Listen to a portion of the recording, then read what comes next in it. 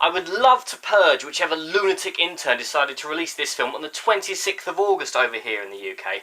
After all, the damn thing was released in the USA on the 1st of July, and I can assure you that whoever was looking forward to this film has downloaded it, watched it, and long since forgotten about it. But then again, missing the mark has so far been the entire trademark of this absolute giant clanking wide open goal. Because, don't get me wrong, I love the idea behind this franchise. A night where all crime is legal. Although everyone forgets about every other crime other than murder.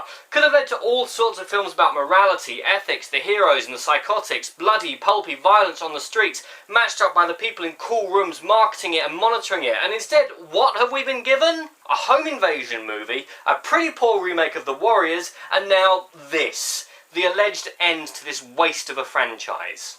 And it's the closest to what I wanted from a Purge movie. I wouldn't recommend trying to follow the plot because it's not important. Instead, treat this as a series of short films set over the same night, because as an actual film, it's a bit of a mess. Is this character that's set up had dialogue, theme music and a bit of a personality of the villain? No, they're dead. Is it about the murder tourists that get not just a news broadcast but actual lines of dialogue spoken about them?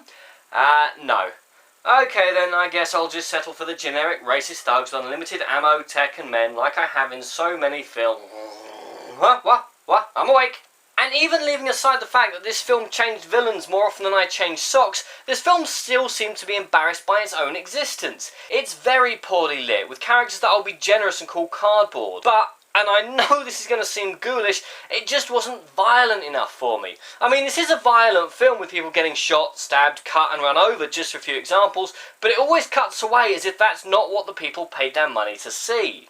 I did like the fact that the same characters turned up and we get to see these characters surviving in their world, but owing to the blandness of the series as a whole and a complete lack of interest on my part to watch the other films again, I was often desperately trying to remember who did what and why. Overall, I left this film feeling vaguely annoyed, because whilst it is still the closest to what I wanted from this franchise, it's still nowhere near the ultimate satire of the dog-eat-dog nature of capitalism in an extremely violent setting.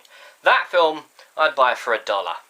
It's, if nothing else guys, if nothing else is on, then yeah, check this out. Otherwise, just don't bother. I'm Daniel, this is Dunking. If you've enjoyed this video, please like, share and subscribe.